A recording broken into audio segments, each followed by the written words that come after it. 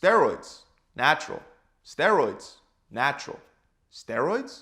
The truth is actually that all of these guys at one point or another have been accused of taking steroids. Some of them are really muscular, while others are not. So how exactly are you supposed to know what's actually possible to achieve naturally? Even though many steroid accusations prove to be true, there are also plenty of steroid accusations that are plain wrong. Many times, if an athlete simply looks really muscular or shredded, a large chunk of people will immediately assume that such a physique wouldn't be attainable without performance-enhancing drugs.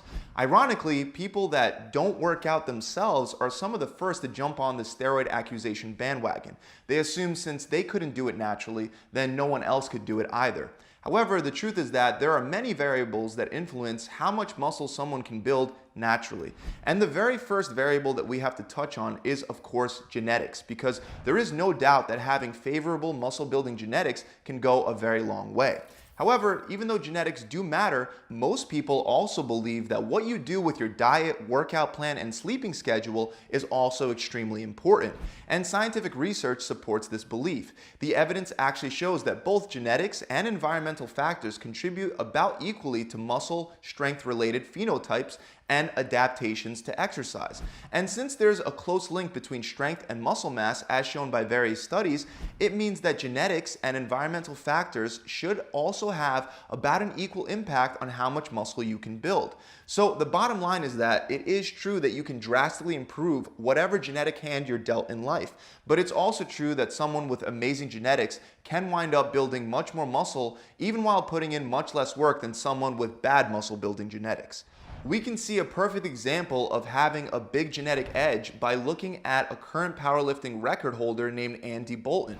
He himself said that he didn't even start weight training until he was 18 years old, and on his very first time he was able to squat 500 pounds and deadlift 600 pounds. So yes, it's safe to say that genetics do matter, but exactly which genetic factors actually determine how much muscle you can build naturally, and how would you find out if you yourself have good or bad muscle building genetics?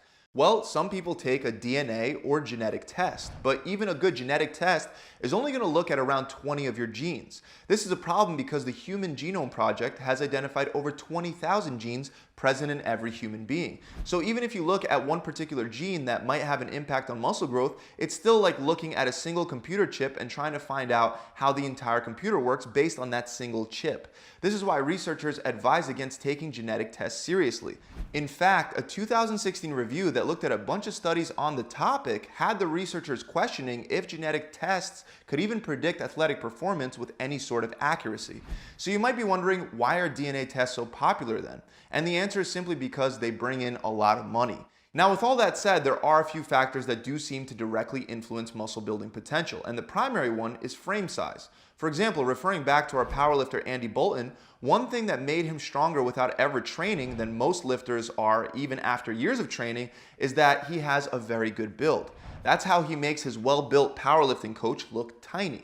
Not only because he has more muscle, but also because his skeletal frame is massive. So the thicker your frame, the more muscle you can typically build around it. And we can see this playing out in studies that show that most people with big bones and joints carry more muscle naturally than their slimmer built peers. Other evidence also shows that world-class bodybuilders, Olympic lifters, and powerlifters all have a large frame size, making it a good predictor of success in those sports. So if it's a good predictor, how can you use frame size to determine your natural muscle building potential? Well, a natural bodybuilder actually came up with a formula after analyzing 300 title-winning natural bodybuilder and strength athletes from 1947 to 2010. The formula uses factors like your height, ankle circumference, wrist circumference, and body fat percentage to estimate your natural muscle building potential.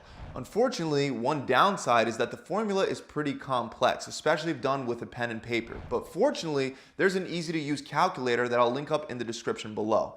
However, keep in mind, even though this formula is the most accurate option we have at this moment, it's not foolproof. For example, the formula doesn't take into account how well someone trains and eats. And I already mentioned that muscle growth is about 50% environmental, so this is a pretty important variable to leave out.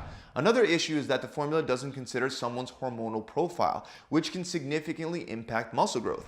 And lastly, it requires you to take a bunch of measurements, and measurements can easily be messed up if you take them at the wrong measuring sites. So there are a couple less complicated ways to estimate your natural muscle building potential. But the problem is that the simpler methods also tend to be less accurate, but they can still give you a rough estimate of what you can expect, especially when combined with the formula I just went over. One of these methods was developed by a well-known researcher and natural bodybuilder, Lyle McDonald.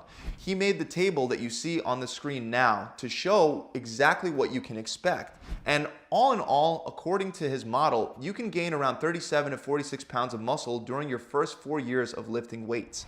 After that, additional growth comes very slowly, down to only about a few pounds per year. So to illustrate this better, if you start your lifting journey at 150 pounds, you should be able to reach 187 to 196 pounds after packing on muscle throughout the first 4 years of training. Now, even though this model can be helpful, there are a couple pitfalls. First, it's designed only for men. Women can expect to gain muscle at about half the rate that men can in Lyle's model. So that would be about between 19 and 23 pounds over the first 4 years. Another issue is that his model is designed for people who eat, sleep, and train properly. If you're inconsistent or you don't have the muscle building fundamentals in check, you won't progress at his outlined rates. And finally, the last issue is that his model doesn't factor in things like your age. If you're in your 20s or early 30s, you can generally gain muscle faster than those who are older due to more favorable hormonal profiles for muscle growth. So to more accurately predict how much muscle you can build naturally, not only should you use the two methods I just went over, but you should also be looking at 3 other things. The first one is your birth weight. Research shows that the bigger you were as a baby, the more muscular you're likely to become as an adult. As a reference, the average weight of a newborn is about 7.5 pounds, and anything under 5.5 pounds is considered clinically underweight. Second, you could look at your 2D/4D ratio, which is the ratio between your index finger and your ring finger. This may sound like pseudoscience, but it could actually be an indicator of how much muscle you can build. That's because having a shorter index finger and a longer ring finger indicates that you've had more exposure to testosterone while in the womb. This actually explains why research shows that people with a low 2D to 4D ratio, or in other words, people that have a short index finger and a long ring finger, have a higher potential for strength sports, as well as a wide range of other physical activities. To do this test on yourself, it's best to use your right hand because oddly enough, research shows that the right hand is a better predictor of prenatal testosterone exposure than the left. So place your right hand flat on a table with your fingers pressed against each other and observe the difference between your index finger and your ring finger. Finally, the third and final predictor of how much muscle you can build may have to do with your racial phenotype. Based on the available data, the phenotypes in order of best genetic potential for muscle growth to worst is Black, then Caucasian, and then Asian. But make sure that you take this last factor with a grain of salt because the evidence is not definitive on this topic, and there are obviously plenty of examples of all different people with different racial backgrounds successfully building a ton of muscle, both naturally and unnaturally. Also, in general, I have to go back to one of the main points that I mentioned before. Environmental factors make up 50% of your results when it comes to building muscle. Thanks to this, at the end of the day, there's no reason why you should limit yourself just because you think that you have bad genetics. Ultimately, by working harder and by doing the right things in the kitchen and in the gym, you can reach the top of your genetic potential just by staying consistent. And even if you don't have the biggest frame or the ability to squat 500 pounds on your first try, it doesn't change the fact that you owe it to yourself to get into the best shape that you possibly can for yourself. Everyone has the ability to pack on a lot of pounds of muscle naturally. And pushing genetics aside, the two factors that are fully in your control are consistency and how well you structure your workout sessions and your diet. Hard work and consistency really go a long way, and in many cases, putting in the consistent action required will yield better results than just having genetics on your side. One last thing that I do want to mention, many people within the fitness community talk about men being able to build about 1 to 2 pounds of muscle per month, while women can only build about half a pound to 1 pound of muscle per month. Even though this can be used as a guesstimate of how much muscle you'll build, there's no research definitively backing this up, so just keep that in mind. To get a more accurate prediction, you're better off sticking with the methods that I talked about earlier. That about wraps it up, guys. I hope that you now have a better idea of what's actually achievable naturally based on your particular situation. If you enjoyed the video, make sure you subscribe to this channel. Also, since your workout and diet plan will highly determine how much muscle you can build and how great of a physique you can develop, it's very important that you're doing the right things to maximize your results. So if you want a done-for-you program that's helping my clients naturally gain pound after pound of muscle without all the fat gain that's typically associated with bulking, then visit my website. Our programs come with a full video exercise library, a progressive weekly updated workout plan, a customizable diet plan, and an accountability coach to guide you through the entire process. To find out more, click the link below in the description, or you can visit my website directly at gravitytransformation.com. I'll see you guys soon.